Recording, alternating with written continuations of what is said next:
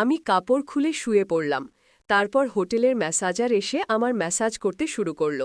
প্রথমে সে খুব আস্তে আস্তে ম্যাসাজ করছিল এবং আমি বেশ আরাম পাচ্ছিলাম, কিন্তু কিছুক্ষণ পর সে তার হাত এগিয়ে নিয়ে গেল এবং আমার সেখানে স্পর্শ করল, আর আমি কিছু বলতেও পারলাম না। আমার নাম আরতি এবং এটি আমার জীবনেরই গল্প। তাহলে শুরু করা যাক। আরতি হোটেলের রুমের দরজা খুলতেই শীতল হাওয়ায় তার চুল উড়তে লাগল। রুমটি পরিষ্কার ছিল, সাজানো ফুলে ভরা এবং খুব দামি দেখাচ্ছিল, কিন্তু তার মুখে কোনো উৎসাহ ছিল না। সে তার বিয়ের ১০ম বার্ষিকীতে একা এসেছিল, কারণ তার স্বামী এবারও ব্যবসায়িক সফরে ছিল। একদিন নিজের জন্য, সে নিজেকে বলল। আরতি দরজা বন্ধ করল, চপ্পল খুলে ফেলল এবং ধীরে ধীরে ব্যাগ থেকে তার কাপড় বের করল। সে আয়নার সামনে দাঁড়াল, নিজেকে দেখল যেন বছরের পর বছর পর। ক্লান্তি তার চোখে স্পষ্ট ছিল, শুধু শারীরিক নয়, সেই সম্পর্কেরও, যেখানে সে প্রতিদিন কিছুটা করে কমে যাচ্ছিল। সে গরম পানি চালাল এবং ধীরে ধীরে তার কাপড় খুলতে শুরু করল। বাথরুমটি খুব সুন্দর ছিল, মার্বেলের দেয়াল, হালকা মাঝারি আলো। আরতি শাওয়ার চালাতেই এক ধরনের আরাম নেমে এলো। পানির প্রতিটি ফোঁটা যেন গত বছরের ভার ধুয়ে দিচ্ছিল। কিন্তু ঠিক তখনই এক অদ্ভুত শিহরণ তার পিঠ বেয়ে গেল, যেন কেউ তাকে দেখছে। সে দ্রুত পিছনে ফিরে তাকাল, কিন্তু সেখানে কেউ ছিল না। আমি পাগল হয়ে গেছি নাকি, সে নিজেকে বলল, শুধু ক্লান্ত। আরতি তোয়ালে জড়িয়ে বাইরে এলো এবং হোটেলের ফোনে রিসেপশনকে কল করল। হ্যালো, আমি আজই একটি রিল্যাক্সিং বডি ম্যাসাজ চাই। নিশ্চয় ম্যাডাম, আমাদের একজন প্রফেশনাল আছে, বিজয়। সন্ধ্যা ৭টা কি ঠিক হবে? হ্যাঁ, সে কিছুটা দ্বিধায় বলল। সন্ধ্যা ৭টায় দরজায় একটি খটকা শোনা গেল। আরতি দরজা খুলতেই সামনে দাঁড়িয়েছিল প্রায় ৩৮ বছরের একজন মানুষ। গভীর চোখ, সাধারণ পোশাক এবং হালকা হাসি। হ্যালো ম্যাডাম, আমি বিজয়, মে আই কাম ইন? তার কণ্ঠে কোনো কৃত্রিমতা বা দ্বিধা ছিল না। আরতি নিঃশব্দে মাথা নাড়ল। Where would you like me to set up the towel? সে জিজ্ঞাসা করল। আরতি জানালার দিকে ইশারা করল। বিজয় খুব স্বাভাবিকভাবে টেবিল সেট করল, তোয়ালে বিছাল, তেল রাখল, তারপর তার দিকে ফিরল। আপনি প্রস্তুত? হ্যাঁ, আমি এখনই আসছি, আরতি বলল এবং ওয়াশরুমে চলে গেল। যখন সে বাইরে এলো তখন সে একটি লম্বা বাথরোব পরেছিল, কিন্তু তার ভিতরে ভয় এবং দ্বিধা দুটোই ছিল। বিজয় খুব স্বাভাবিকভাবে তাকে টেবিলে শুতে বলল। পিঠের ওপর শুয়ে পড়ুন, রিল্যাক্স করুন, কোনো তাড়া নেই। তার হাত আরতির কাঁধে পড়তেই সে এক মুহূর্তের জন্য চোখ বন্ধ করল। বিজয়ের স্পর্শ না খুব গভীর ছিল, না খুব হালকা। সে জানত কিভাবে স্পর্শ শান্ত করে। আরতি প্রথমবার কোনো অপরিচিতর হাতে ভয়। আরতির চোখ খোলা ছিল না, কিন্তু মনে হলো যেন হঠাৎ হৃদয় খুলে গেছে। শুনছে কিন্তু বুঝছে না। তার কথার ভঙ্গিতে ছিল ভাঙা স্বর। বিয়ের ১০ বছর পেরিয়ে গেছে। আরতি কথা বলা শুরু করল। আগে মনে হতো আমি তারই পৃথিবী, তারপর ধীরে ধীরে আমি শুধু একটি দায়িত্বে পরিণত হলাম। প্রতিটি উৎসব, প্রতিটি আনন্দ শুধু রীতি হয়ে রইল। বিজয় কিছু বলল না, সে শুনছিল, যেন কেউ ফোঁটা ফোঁটা করে পড়া বৃষ্টিকে দেওয়ালের ভেতর পর্যন্ত অনুভব করছে। আমি ভেঙে পড়ছিলাম, আর সে কখনো দেখেও দেখল না। আরতির কণ্ঠ আস্তে হয়ে গিয়েছিল। বিজয় ধীরে তার হাতের তালু ধরল। তুমি ভাঙনি আরতি, শুধু ক্লান্ত হয়েছ। তার এই কথাগুলো যেন কাচের দেয়ালে আঘাত করল। আরতির চোখ থেকে অশ্রু গড়িয়ে পড়ল। কখনো কখনো শুধু কেউ শুনে দেয়, ছুঁয়ে দেয়, কিছু বলে না, শুধু ধরে রাখে, সে বলল। তাহলে আজ আমি ধরে রাখছি, বিজয় ধীরে বলল। সে কাছে এলো, তার পিঠের নিচে তোয়ালে ঠিক করল এবং মাথার নিচে একটি ছোট বালিশ রাখল। তার স্পর্শ এখন শুধু স্পর্শ ছিল না, তা এখন এক ভাষায় পরিণত হয়েছে। শব্দহীন আরতি টেবিলে ছিল, কিন্তু এখন তার চোখ খোলা। তুমি কি বিবাহিত? সে জিজ্ঞাসা করল। বিজয় হাসল। না, একটি সম্পর্ক ছিল খুব গভীর, কিন্তু তা শেষ হয়ে গেছে। কেন? আরতির চোখে কৌতূহল ছিল, কারণ ভালোবাসা যদি একতরফা হয় তা তালির মতো বাজে না, শুধু প্রতিধ্বনি করে। তার কথা আরতির হৃদয় স্পর্শ করল। কখনো ভেবেছ বিজয়? জিজ্ঞাসা করল। আমাদের মতো মানুষ যারা শুধু অন্যদের ঠিক করতে তৈরি, তাদেরকে ঠিক করে? আরতি প্রথমবার তার দিকে তাকাল, গভীরভাবে, হয়তো কেউ যে নিজেই ভাওনা। তাদের মধ্যে এখন কোনো দূরত্ব ছিল না, কোনো কৃত্রিম সংলাপ নয়, শুধু হৃদয়ের নৈকট্য এবং ভাঙা টুকরো টুকরোগুলো একসাথে জোড়া লাগা। কি করা উচিত? বিজয় ধীরে জিজ্ঞাসা করল।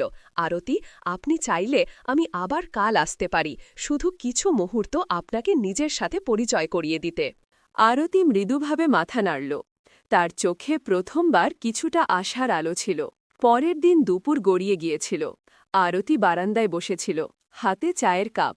কিন্তু আজ তার মন প্রথমবার কিছুটা হালকা লাগছিল। সুনীল আজও অফিস থেকে দেরি করে আসবে। বাড়িতে সেই পুরনো নিস্তব্ধতা। কিন্তু আজ সেই নিস্তব্ধতায় কোনো কষ্ট ছিল না। ফোনে একটি মেসেজ ছিল, যদি ঠিক মনে হয় তবে সন্ধ্যা ৫টায় আসতে পারি।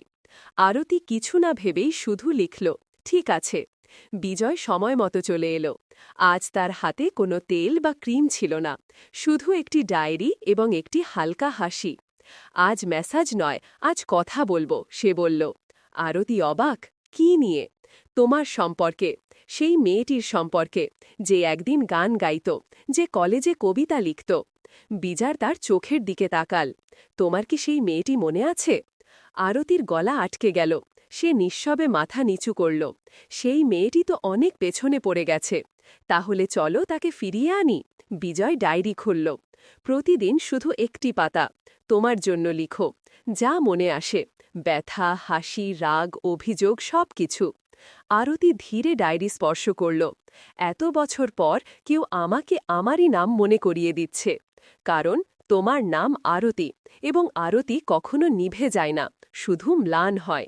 বিজয় বলল, আমি চাই না তুমি আবার আসো প্রতিদিন। আরতি বলল, আমাকে এখন নিজের সাথে লড়াই করতে হবে যতটা পারি।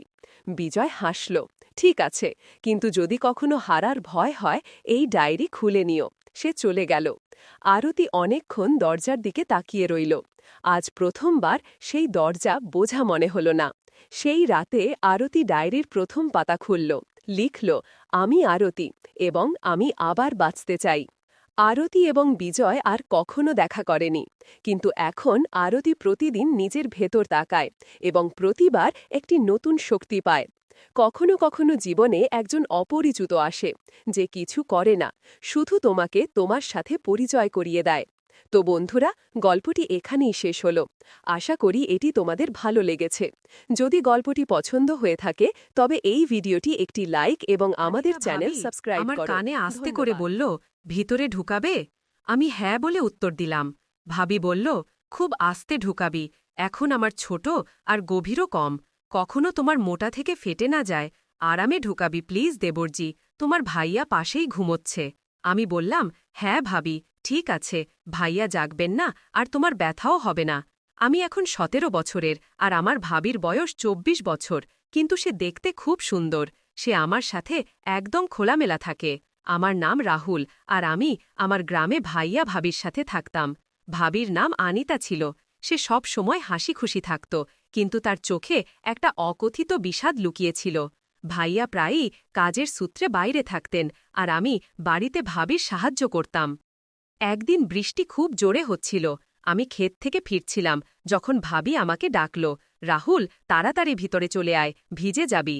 আমি তার ঘরে গেলাম, যেখানে সে চা বানাচ্ছিল। হঠাৎ বাতাসে দরজা বন্ধ হয়ে গেল আর খিল লাগল। আমরা দুজন ঘরে একা হয়ে গেলাম। আমি ঘাবড়ে গেলাম, কিন্তু ভাবি হেসে বলল, আরে ভয় পাস না, এই পুরনো দরজা, এখনই ঠিক করে দেব। সে আমার হাতে চায়ের কাপ দিল আর পাশে বসে গেল।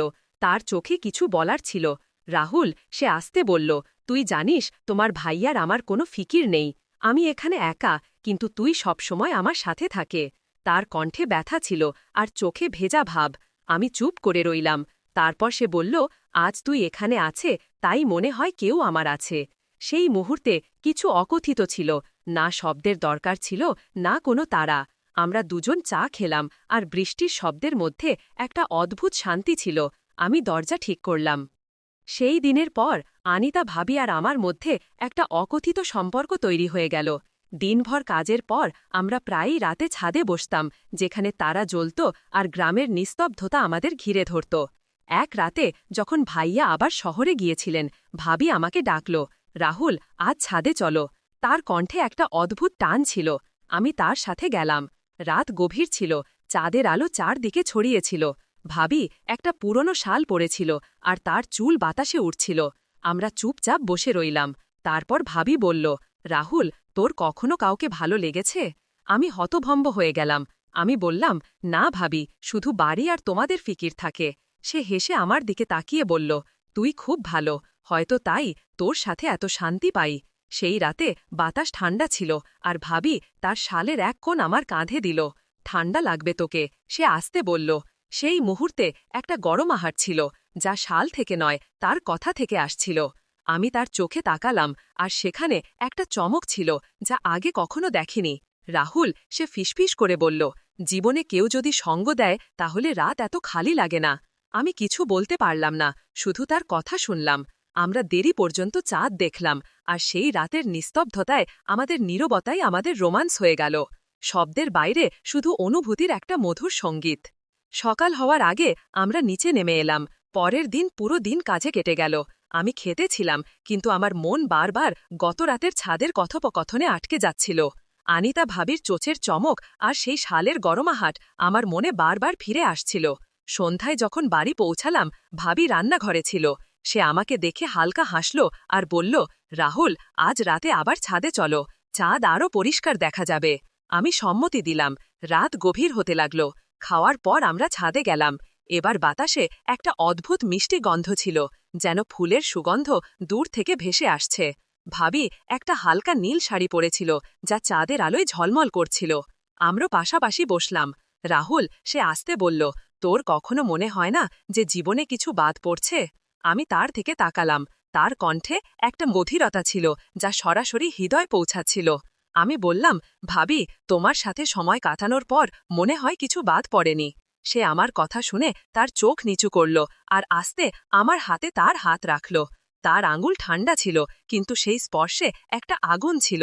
তুই সত্যি আমার জন্য অনেক অর্থপূর্ণ, সে বলল, আর তার চোখে চিকচিক করল। আমি স্তব্ধ হয়ে গেলাম, কিন্তু সেই মুহূর্তে কিছু বলার সাহস পেলাম না। তারপর ভাবি আমার আরও কাছে এলো। চাঁদের আলো তার মুখে পড়ছিল, আর তার নিঃশ্বাস আমার মুখ স্পর্শ করছিল। রাহুল, যদি এই রাতটা আমাদের হতে পারে, তাহলে তুই কি আমার সাথে এটা কাটাবি? তার কণ্ঠে একটি প্রশ্ন ছিল, একটি আশা ছিল। আমি ধীরে ধীরে তার হাত ধরে বললাম, ভাবি, এই রাত তোমার, আর আমি তোমার সঙ্গে আছি। সে রাতে আমরা বেশি কথা বলিনি, শুধু একে অপরের কাছাকাছি বসেছিলাম। হাত ধরে বাতাস আমাদের মধ্যে বইছিল, আর চাঁদ যেন আমাদের এই নীরব ভালোবাসার সাক্ষী হয়ে দাঁড়িয়েছিল। গত রাতের ঘটনার পর আনিতা ভাবি আর আমার মধ্যে কিছু বদলে গিয়েছিল। আমাদের চোখ এখন আগের চেয়ে বেশি কিছু বলত, আর আমাদের প্রতিটি স্পর্শ যেন কোনো আগুন জ্বালিয়ে দিত। সে রাতে যখন গ্রাম ঘুমিয়ে পড়েছিল,